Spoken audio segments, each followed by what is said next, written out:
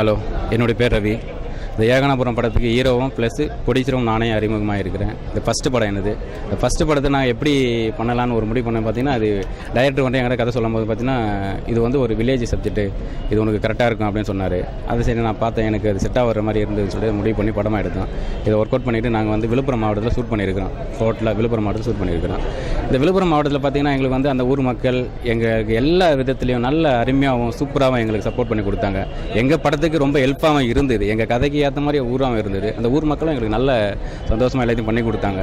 இந்த படம் என்ன கதை கரு அப்படின்னு பார்த்தீங்கன்னா, ஒரு சிறு வயதில் நடக்கக்கூடிய ஒரு பெண் ஒரு நண்பனை என்ன பழி வாங்குறா, அதனால் என்ன நடக்க போகுது அப்படின்றது தான் அந்த கதையை பற்றி பார்க்கணும். நீங்கள் அந்த அளவுக்கு இதை அருமையாக அழகாக டைரக்டர் கதையாக்கியிருக்கிறாரு. ரொம்ப சூப்பராக பண்ணி முடிச்சிருக்காரு. இதை நான் வந்து பார்த்திங்கன்னா, அந்த சாங்கெல்லாம் பார்த்திங்கன்னா தேனியில் போயிட்டு ஷூட் பண்ணியிருக்கிறோம். தேனி, குரங்கணி இந்த மாதிரி ஏரியாவெல்லாம் ஷூட் பண்ணியிருக்கிறோம். ஒவ்வொரு சாங்கும் பார்த்திங்கன்னா அந்த மாதிரி இருக்கும். அப்படியே பழைய சாங்கெல்லாம் கேட்டால் நீங்கள் எப்படி இருக்குமோ, ஒரு இளையராஜா சாங் கேட்டால் என்ன ஃபீல் வருமோ அந்த ஃபீல் வரணும் அப்படின்ற எண்ணத்தில் நாங்கள் இது ஒவ்வொன்றும் பண்ணியிருக்கிறோம். நாங்கள் எதிர்பார்த்த மாதிரி பண்ணி முடிச்சிருக்கிறோம். ரொம்ப நல்ல அருமையாக வந்திருக்குது. தேங்க்யூ. ஹாய் ஒற்றன் செய்தி வியூவர்ஸ் எல்லாருக்கும் வணக்கம். நான் ஜோதிஷா. ஆக்சுவலாக இந்த மூவியில் வந்து நான் வில்லியாக நடிச்சிருக்கேன். ஹீரோ வந்து ரவின்னு சொல்லி ஒருத்தர் நியூ ஃபேஸ் பண்ணியிருக்காங்க. ஹீரோயின் வந்து ரீத்து. இது வந்து ஒரு commercial movie, commercial with love கலந்த ஒரு மூவி, வில்லேஜ் சப்ஜெக்ட். ஆக்சுவலி இது சாங்ஸ் எல்லாமே வந்து ஒரு 5 சாங்ஸ் இருக்குது. சாங்ஸ் சூப்பராக வந்திருக்கு. நெக்ஸ்ட் மந்த் மூவி ரிலீஸ் ஆக போகுது. ஸோ இந்த மூவி ரிலீஸ் ஆனதும் எல்லோரும் தேட்டருக்கு போய் பார்த்து எங்களுக்கு சப்போர்ட் பண்ணுங்கள். Thank you so much. ஏகனாபுரம் இசை வெளியீட்டாக்கு பாடல் இப்போ வெளியிட போகிறாங்க. படத்தில் 6 பாட்டு நல்லா வந்திருக்கு. 6 பாட்டு 6 கவிஞர்கள் எழுதியிருக்காங்க. பெரிய பெரிய சிங்கருங்க பாடியிருக்காங்க.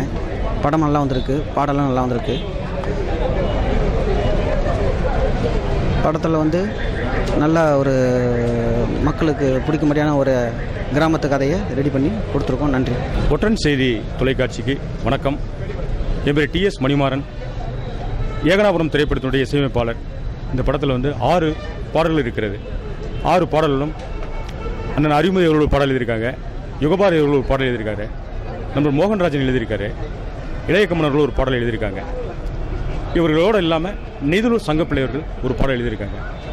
இந்த பாடல்கள் அனைத்துமே மிகவும் வித்தியாசமாக வந்திருக்குது. இந்த படத்தில் நான் ஒரு பாடல் பாடியிருக்கேன். இசையமைப்பாளர் செம்பருத்தி பூவை பார்த்தேன், செங்குருவி பாட்டை கேட்டேன். இந்த பாடல் பட்டி தொட்டியெல்லாம் ஒலிக்கும் என்ற மகிழ்ச்சியுடன் தெரிவித்துக் கொள்கிறேன். படமும் பாடலும் மிகப்பெரிய அளவில் வெற்றியடையும் என்பதை மகிழ்ச்சியுடன் தெரிவிக்கிறேன். நன்றி. ஒற்றன் செய்தி நேயர்களுக்கு வணக்கம். நான் knock out Nanda, fight master. இப்போது ஏகனாபுரம் அப்படிங்கிற ஒரு படம் இசை வெளியீடு விழா நடந்துகிட்ருக்கு. இந்த படம் வந்து சுரேஷ் நட்சத்திரா சார் இயக்கியிருக்காங்க. TS மணிமாறன் இசையமைச்சிருக்காங்க. ஹீரோ வந்து பார்த்திங்கன்னா ஒரு புது முகம் ரவி சார். அவர் வந்து தயாரிப்பாளராகவும் இருக்கார். இந்த படம் வந்து ரொம்ப இயல்பாக ஒரு கிராமத்து சப்ஜெக்ட். இது ஃபைட்டும் அந்த மாதிரி தான். அந்த கிராமத்துக்கு உள்ளே எப்படி நடக்கும் அப்படிங்கிறது ஒரு எல்லை மீறாமல் ரொம்ப பிரமாதமாக ஃபைட் வந்திருக்கு. இதில் வந்து இந்த கார்த்திகை தீபத்தை வச்சு ஒரு புதுமையாக ஒரு ஃபைட் ட்ரை பண்ணியிருக்கோம். ஃபைட்ஸு, சாங்ஸு, படம் எல்லாமே ரொம்ப பிரமாதமாக வந்திருக்கு. தேட்டரில் படத்தை பார்த்து சப்போர்ட் பண்ணுங்கள். நன்றி, வணக்கம். ஒற்றன் செய்திகளுக்கு வணக்கம். இந்த படத்தில் வந்து நான் சாங் பண்ணியிருக்கேன். 3 சாங் பண்ணியிருக்கேன். இந்த படம் வந்து ரவி சார் வந்து ரொம்ப நல்லா பண்ணியிருக்காங்க. இந்த படம் வந்து நல்லா வெற்றிகரமாக இருக்கும்னு ஒரு ஆசை எங்களுக்கு. Thank you sir. Thank you.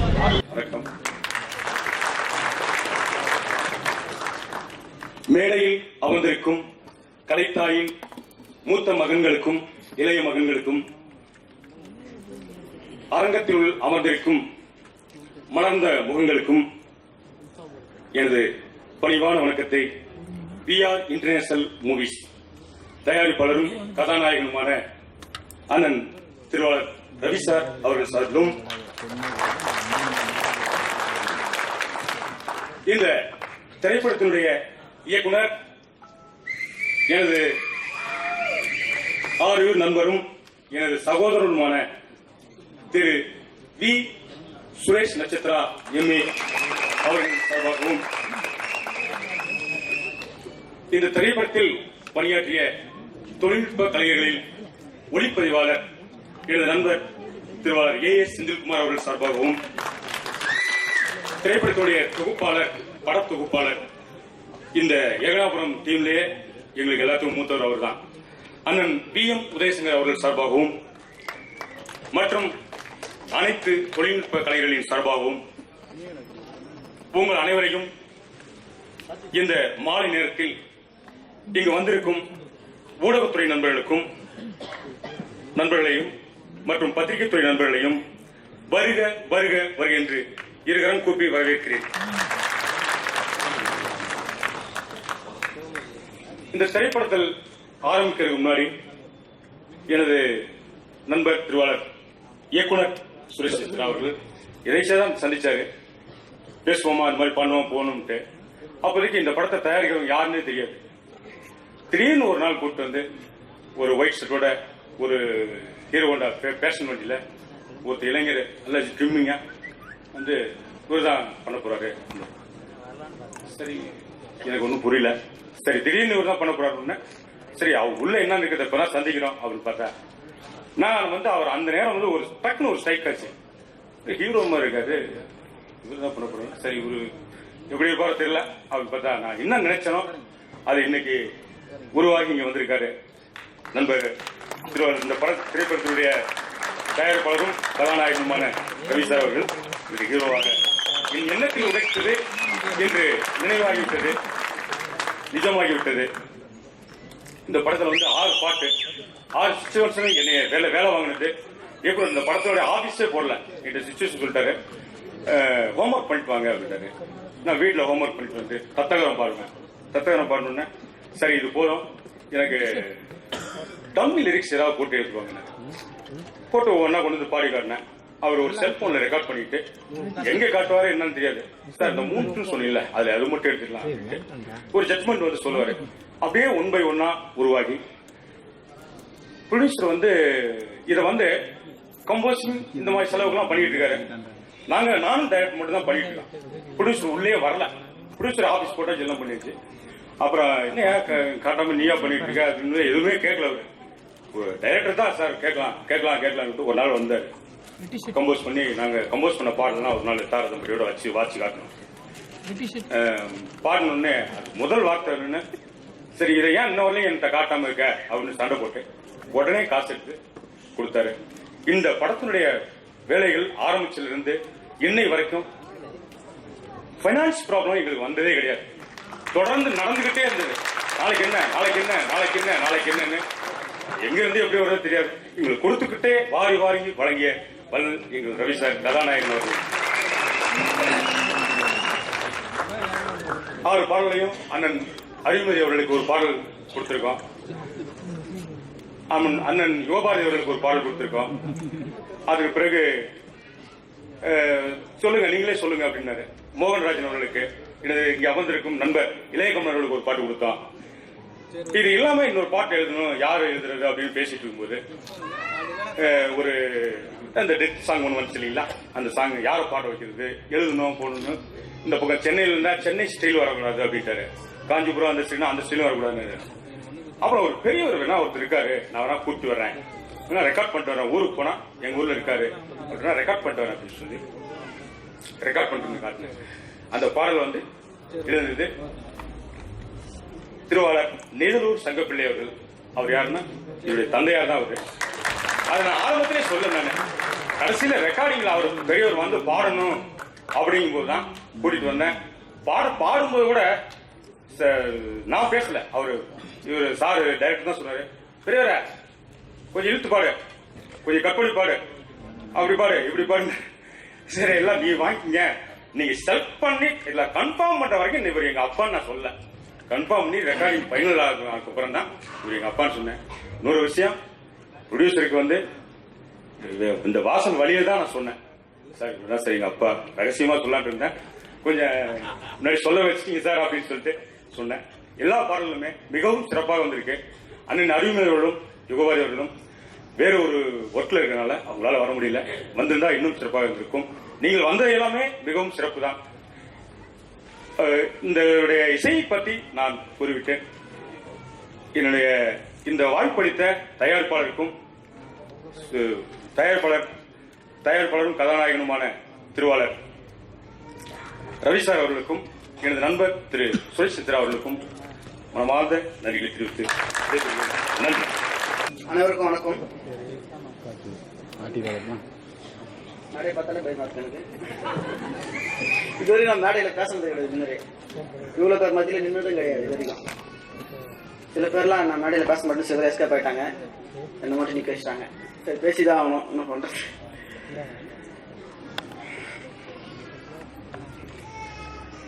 VR international movies நிறுவனத்தின் உரிமையாளர் வி ரவி சார் அவர்களுக்கும்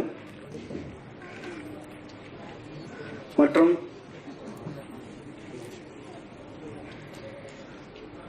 இசை விளையாட்டுகளில் வருகை தந்திருக்கும் திரைப்படத்துறையின் ஜாம்பவான்கள் நிறைய பேர் வந்திருக்காங்க. எங்க முக்கியமாக பார்த்தா இதில் பாதி பேர் எனக்கு பேரே தெரியாது. என்ன விஷயம்னா, அந்த அளவுக்கு வந்து எனக்கு ரொம்ப எங்க கூட நெருக்கம் எனக்கு அவ்வளோ இல்லை. இதுதான் சினிமா தான் இப்போ தான் ஃபர்ஸ்ட் காலை வச்சிருக்கேன். யாரு கூட ஒர்க் பண்ணதும் கிடையாது, யாரும் இது முன்னாடியே பார்த்தது இல்லை. என் கூட ஒர்க் பண்ணவங்க மட்டும் தான் தெரியும். இப்போ மற்ற படத்தை ஒர்க் பண்ணவங்க இங்கே யாருமே டெக்னீஷியன் நேமோ அது எதுவுமே தெரியாது. ஃபர்ஸ்ட் டைம் படம் பண்ணியிருக்கேன், அதுவும் ஒர்க் பண்ணாமல் பண்ணியிருக்கேன். ஒர்க் பண்ணாமல் படம் பண்ணதுக்கு காரணம் என்னோட 3 டெக்னீஷியன்கள். முக்கியமாக எடிட்டர் வி.எம். உதயசங்கர் சார் அவர்கள், ஏ.எஸ். செந்தில்குமார் சார் அவர்கள் கேமராமேன், டி.எஸ். மணிமாறன் சார் அவர்கள். இவங்க 3 பேரும் எனக்கு பாடம் சொல்லி கொடுத்து படம் எடுத்து கொடுத்துருக்காங்க.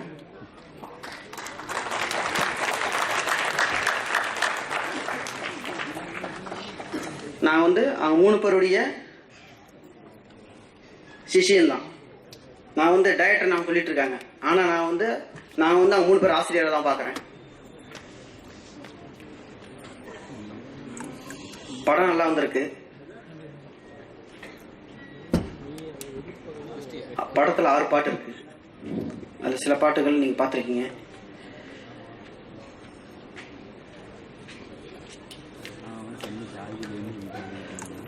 ஃபர்ஸ்ட் பாட்டு பார்த்தீங்க, ஆம்பளை நெஞ்சமெல்லாம் ஆம்புலன்ஸ் எழுதுறான்னு. இந்த பாட்டு சுச்சுவேஷனை வந்து இசையமைப்பாளர்கிட்ட சொன்னேன். அவர் சுச்சுவேஷன் சொன்ன உடனே சொன்னாருங்க.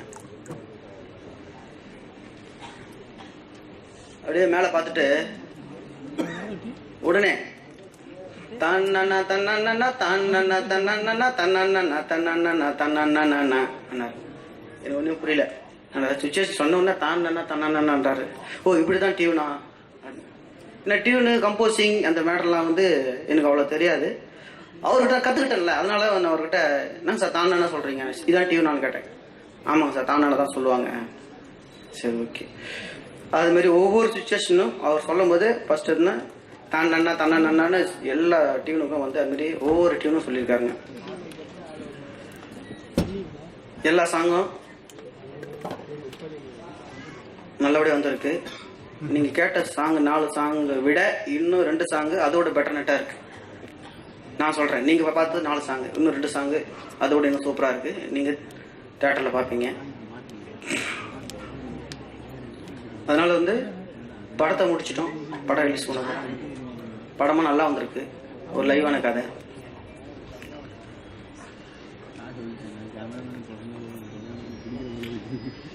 நல்லா முடிச்சிருக்கோம், நல்லா வந்திருக்கு. இதுக்கு முக்கியமான காரணம் ரவி சார் அவர்கள் தான்.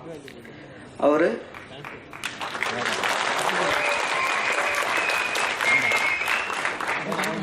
படத்துல வந்து ஹீரோவை நடிக்கிறதுக்கு சொன்ன உடனே அவர் என்ன பார்த்துட்டு, என்ன என்ன கிண்டல் பண்றியா அப்படின்னு சொல்லிட்டு அது பாட்டு வீட்டுக்கு போயிட்டாரு. கிண்டல் பண்றேன்னு சொல்லிட்டு வீட்டுக்கு போயிட்டாரு. நான் அடிக்கடி ஏதாவது கிண்டலாக பேசிட்டு இருப்பேன், ஜோக் அடிக்க பண்ணுறதுக்காக கிண்டல் பண்றேன்னு சொல்லிட்டு வீட்டுக்கு போயிட்டாரு. வீட்டுக்கு போயிட்டு மறுநாள் வராரு. நான் என்னை பார்த்து ஹீரோன்ற அப்படின்னு சொல்லிட்டு மறுபடியும் என்கிட்ட திருப்பி அதே கேட்குறாரு. இல்லை, சும்மா விளையாட்டு தான் சொன்னேன், கொஞ்சம் உடம்பு மட்டும் குறைச்சிக்கோ, முடிய கொஞ்சம் வளர்த்துக்கோ, சில விஷயங்கள்லாம் சொன்னேன். சொன்ன உடனே அவர், நான் சொன்ன உடனே அதுக்கப்புறம் அவர் உள்ளுக்குள்ள அவர் அதிவேகமாக ரெடி ஆகிட்டார். நல்லா ஃபயர் ஆகிட்டாருங்க. ஏன்னா இந்த அளவுக்கு அவர் பெர்ஃபார்மன்ஸ் பண்ணியிருக்காருன்னா அவர் காரணம் வந்து அவர் ஃபயர் தான். கேமரா இதில் வந்து நின்னாருன்னா நம்ம என்ன சொல்கிறோமோ அதை மீறி ஒரு வார்த்தை கூட தாண்டி போக மாட்டாருங்க. நான் என்ன சொல்கிறேன், டேரக்டர் என்ன சொல்கிறாரு தான் பார்ப்பாரு. மற்றபடி யார் சொன்னாலும் அசிஸ்டன்ட் டேரக்டர், கேமராமேன் யாரோ எதாவது சொல்லுவாங்க கிட்ட அவர்கிட்ட போய் யார் சொன்னாலும் நான் என்ன சொன்னால் அதை மட்டும் தான் அங்கே டேக்கில் பண்ணுவாருங்க. அவர் வெற்றிக்கு காரணம், அவர் இந்த அளவுக்கு வந்ததுக்கு காரணம் டைரக்டர் என்ன சொல்றாரு அதுதான் நான் பண்ணுவேன் அப்படின்னு மனசுல வச்சுக்காரு. ஆனால் வேற யாரும் சொல்ல மாட்டாரு. மனசுல இருக்கும் அவருக்கு டைரக்டர் சொல்றதுதான் நான் பண்ணுவேன். நம்ம அதை மனசுல மட்டும் வச்சுட்டு மற்ற யாரும் சொல்ல மாட்டாரு.